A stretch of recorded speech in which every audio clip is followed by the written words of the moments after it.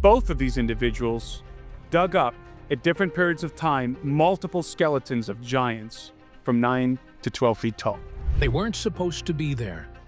In the shadow of the Andes Mountains, a team of archaeologists uncovered something so bizarre, so impossible, that they didn't believe it themselves. Not at first. What they pulled from the rock changed everything. Bones of impossible size belonging to something that shouldn't exist and didn't fit any known species or timeline. That discovery was locked behind government fences and quietly erased from the local registry.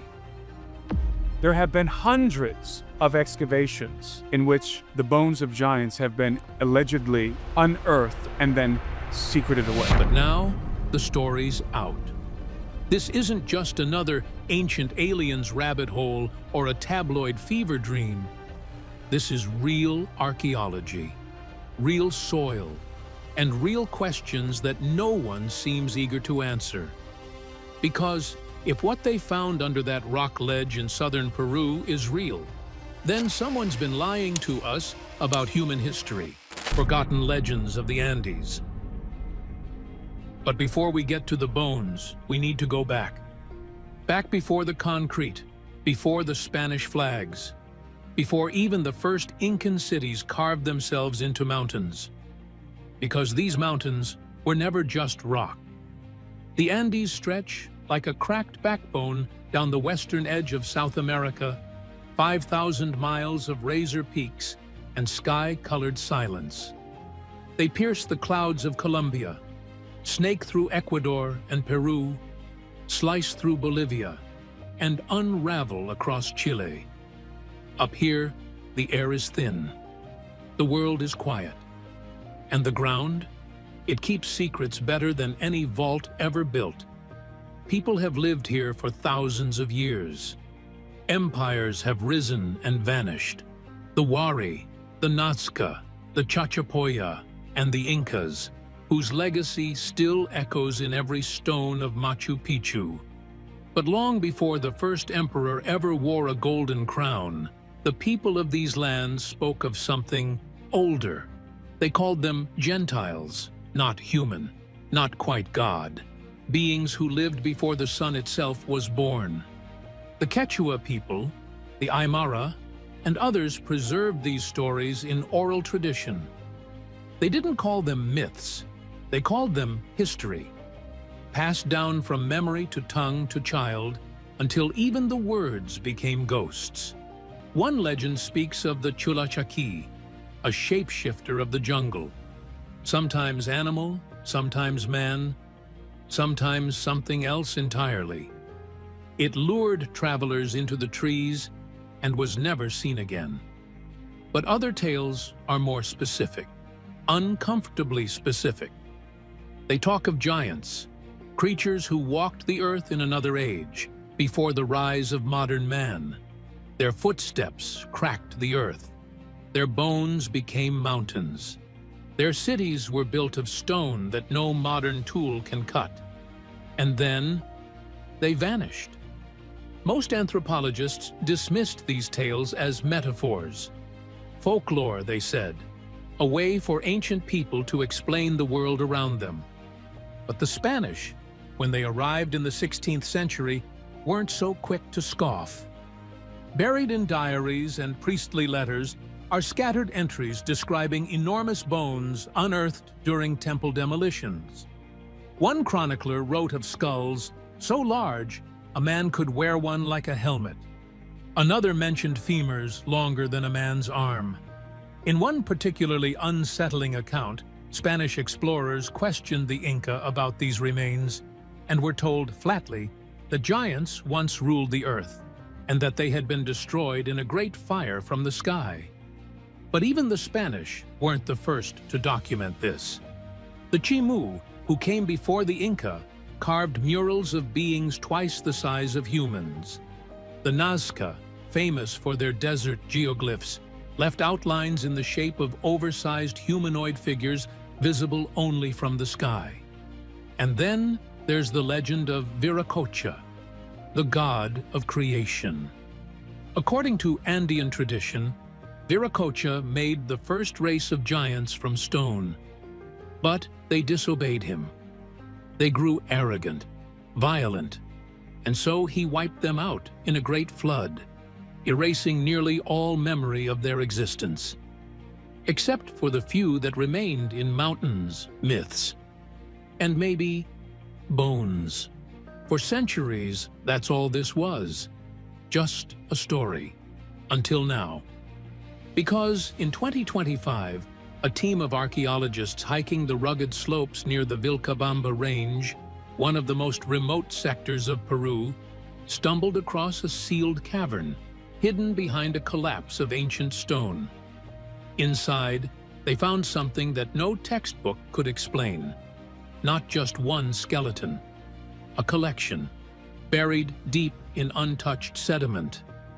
And while the official report hasn't been released to the public, the few leaked photos that slipped onto the dark corners of the internet showed femurs 4 feet long, skulls with unfused plates, and jawbones that would dwarf those of any modern man. And here's the part that gives goosebumps. The cave was lined in a formation that looked like blackened stone, the telltale trace of fire, intense fire, as if whatever had been buried there hadn't just died, it had been sealed in and burned. If this is true, and the evidence holds, then those old stories about fire from the sky and giants wiped out in an ancient cataclysm may not be myth at all. They might be field reports, first-hand accounts of a war between species, a final purge of a race that didn't belong here. But here's the thing about legends. They don't stay put. Because while the Andes may hold the oldest whispers of giants, they weren't the only place on Earth where those whispers took shape. In fact, thousands of miles north, beneath the sun-bleached dust of Nevada's desert, another cave would be cracked open. The Lovelock Cave Mystery. Over 4,000 miles away, in the scorched red dust of Nevada's high desert, another cavern told an eerily similar story, a story older than most textbooks, and more disturbing than anyone expected. It began, like many strange things in America do, with miners. In 1911, 2 guano diggers were blasting their way through the dry interior of Lovelock Cave, a dark cavern nestled in the Humboldt Mountains. They weren't looking for treasure, just fertilizer, old bat droppings sold to farmers by the pound. But what they uncovered wasn't just guano. They found something sticking out of the cave floor. Not bone, not wood, but something in between. Hardened, brittle, mummified. They pulled it free, and suddenly the ground around them became a graveyard. Word got out. Fast. By 1912, a team of archaeologists descended on the site for an official excavation. And what they found wasn't just strange, it was impossible. Thousands of artifacts were uncovered. Woven mats, duck decoys made from tule reeds, tools, jewelry, burial bundles. And then came the bodies. Mummified human remains, one reportedly over 8 feet tall, another close to 10. The locals started calling them the Lovelock Giants, and they weren't just big. They were off. One had a shock of red hair still clinging to its skull. Another was wrapped in reed matting, its jaw wide, revealing a smile of perfectly preserved teeth, twice the size of a modern adult's. Then came the sandal, 15 inches long, worn, weathered, and built to fit a foot bigger than any NY player's. The archaeological team also found a boulder near the mouth of the cave, flat-faced, with what looked like a handprint pressed deep into its surface. A handprint far too large to belong to any man. Now, here's where it gets even stranger. The Paiute people, who have lived in the region for generations, had a name for these beings.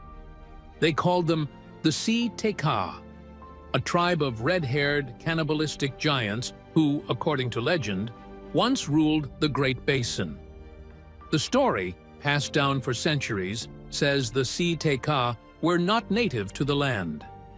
They arrived by sea on reed rafts, monstrous in height and cruel in spirit. The Paiute described them as violent, dominant, and nearly impossible to kill. For years, the tribes of the region fought against them, outmatched in size and strength, but united by survival. Until one day, the tribes had had enough. In a coordinated effort, the Paiute drove the last of the Teka into Lovelock Cave, sealed the entrance, and set it ablaze. The fire was said to rage for days. When it finally died, the giants were gone, turned to ash and story. It sounds like a legend, until you remember what the archaeologists found.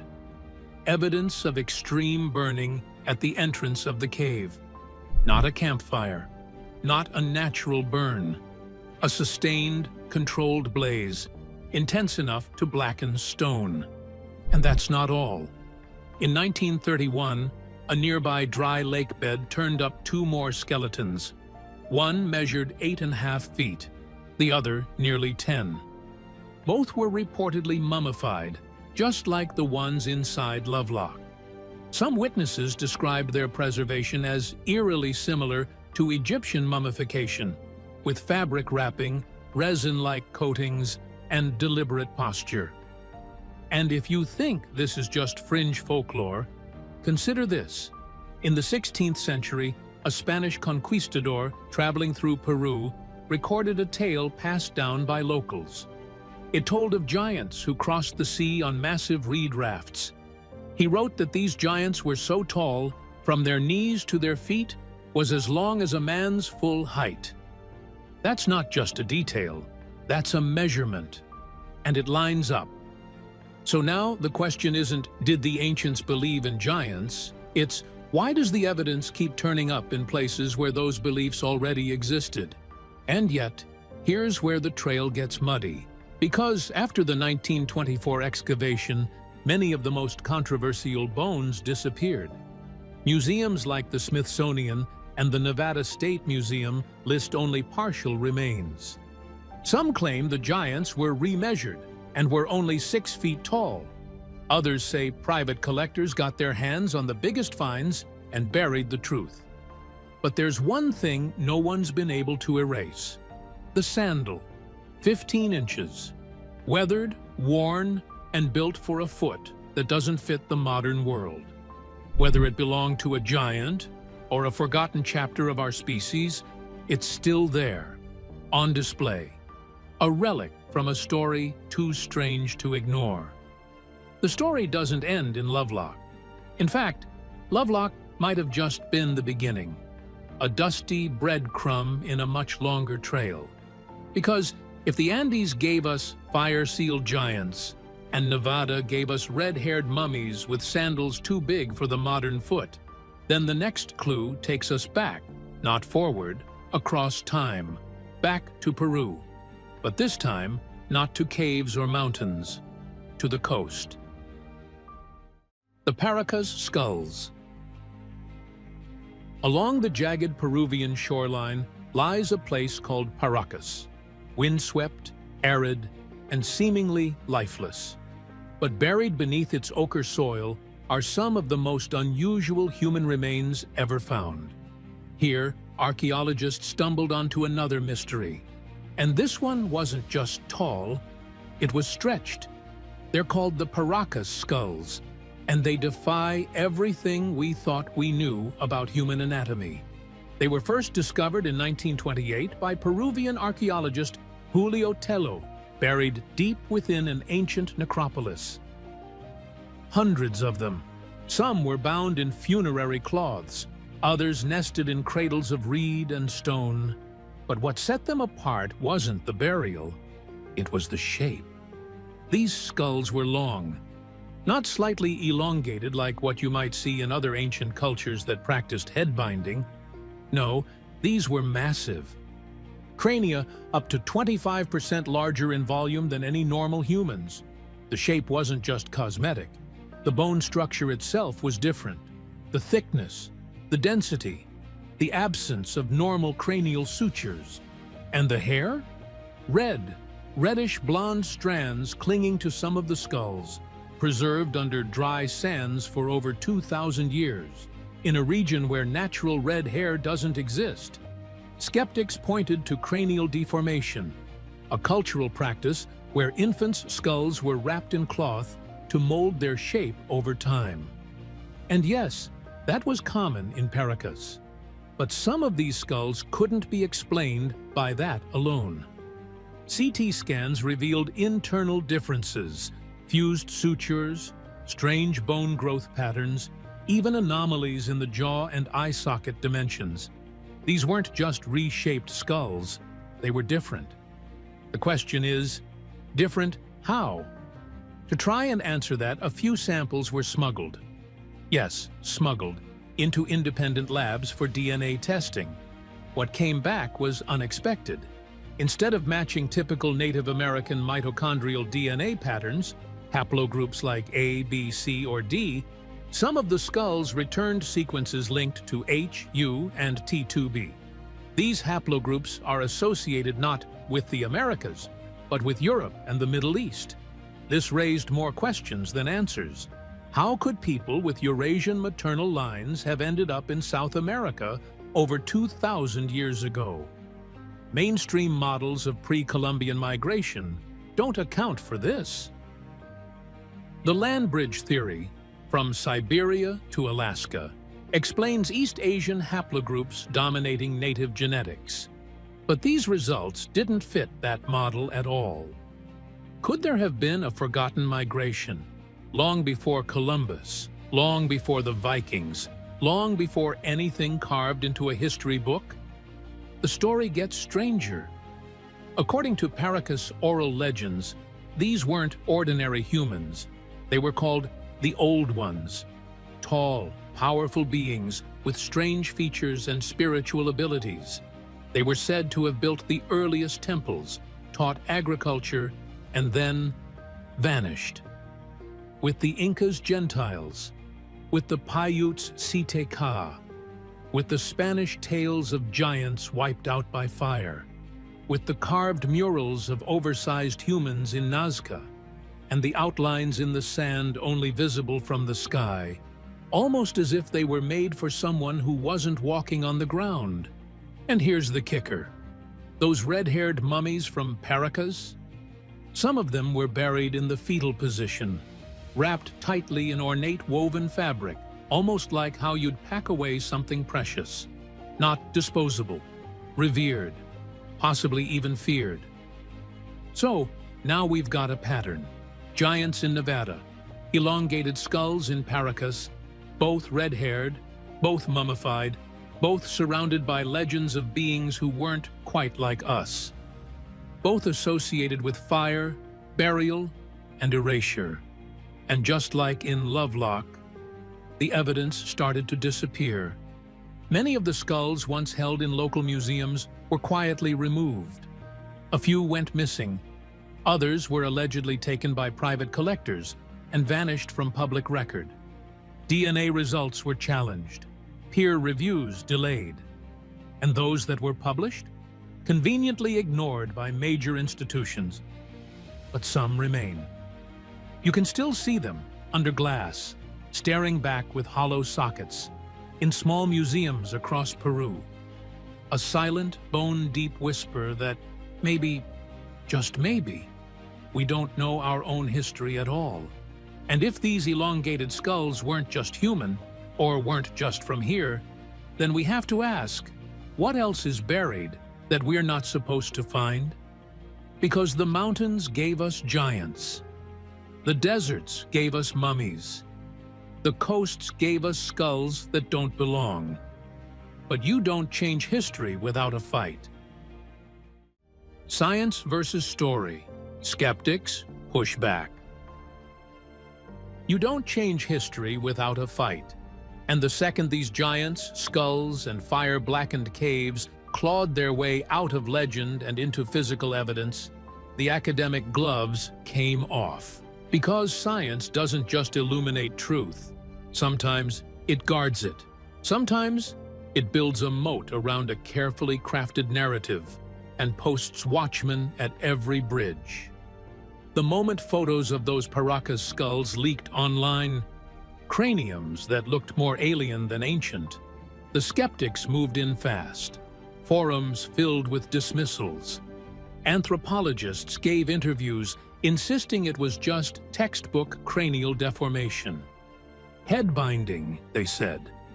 Cultural aesthetics, common across the ancient world. But here's the thing. Deformation changes shape, not volume, and definitely not internal structure. CT scans from independent researchers showed skulls with fused sutures that shouldn't be fused, eye sockets that were too shallow, bone density that didn't match any regional population. And yet, the headlines read, "Elongated skulls debunked. Move along. Nothing to see here." Then came the DNA results, smuggled out of Peru and tested in private labs. Multiple samples returned haplogroups like T2B, H1, U2 lineages common in the Caucasus, the Balkans, and even Mesopotamia. Not a trace of the typical Native American genetic markers. The mainstream response? Flawed methodology, contaminated samples, unauthorized testing. Never mind the peer-reviewed scans. Never mind the mitochondrial results from multiple skulls. If the evidence threatened the accepted timeline, it was dismissed. The same thing happened in Nevada.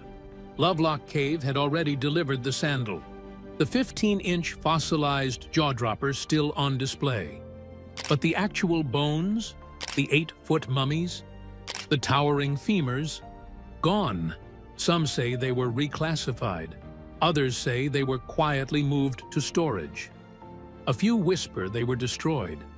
Either way, they vanished, just like the Smithsonian's curious habit of losing inconvenient artifacts, a trend that's raised more than a few eyebrows over the past century. And the red hair? That strange auburn shock clinging to the Lovelock remains and the Paracas skulls? Oxidation, say the experts. The soil did it. Except, spectrographic analysis showed real pheomelanin, the pigment found in naturally red hair. Not rust, not stain, hair.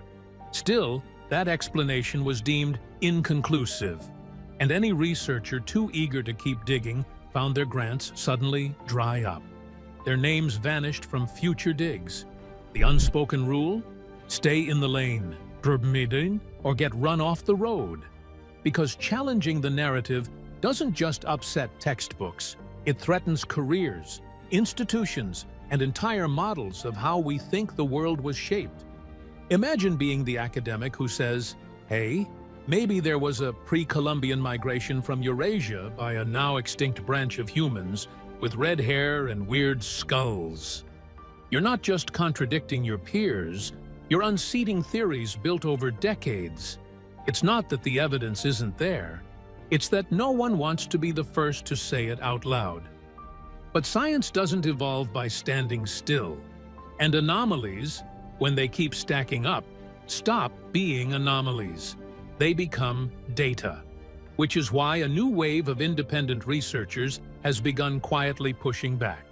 In 2024, Dr. Maria Fuentes, a forensic anthropologist with zero ties to mainstream universities, published a volumetric analysis of over a dozen Paracas skulls using portable CT technology. Her findings? Statistically significant deviations from all known deformation patterns. Translation: these weren't just wrapped baby heads. Something else was going on. Meanwhile, a small team in Nevada launched Project Locus, an attempt to rescan the Lovelock site using non-invasive muon imaging. What did they find? Structural cavities behind the original cave wall. Undisturbed, possibly sealed. They're not claiming giants, not yet. But they are claiming this: we've been looking at only half the story. And in Peru, despite pushback, some local museums have refused to surrender their skulls. Curators like Diego Alvarez have started live streaming walkthroughs, showcasing the skulls for public scrutiny. "If they disappear," he said in one video, "at least the internet remembers." Even native communities are stepping forward. The Paiute, long told that their stories were just folklore, have begun partnering with heritage preservationists to protect oral records of the Citeca. In Paracas, the elders' tales of the old ones are being recorded, not as myths, but as living history. And here's the most unsettling part of all. No one, not even the most hostile skeptic, can fully explain why so many cultures, separated by continents and centuries, have near-identical legends. Giants with red hair, arriving by sea, dominating early humans, burned in caves, erased by fire from the sky. That's not a coincidence. That's a pattern. And maybe that's why the pushback is so aggressive. Because this isn't just about giants, or skulls, or sandals. It's about something far bigger. What if we're wrong? What if humanity had a sibling species, one with traits we still don't fully understand, who helped build the first cities, then vanished beneath ash and myth? What if the stories weren't just metaphors? What if they were memories? We're at a crossroads.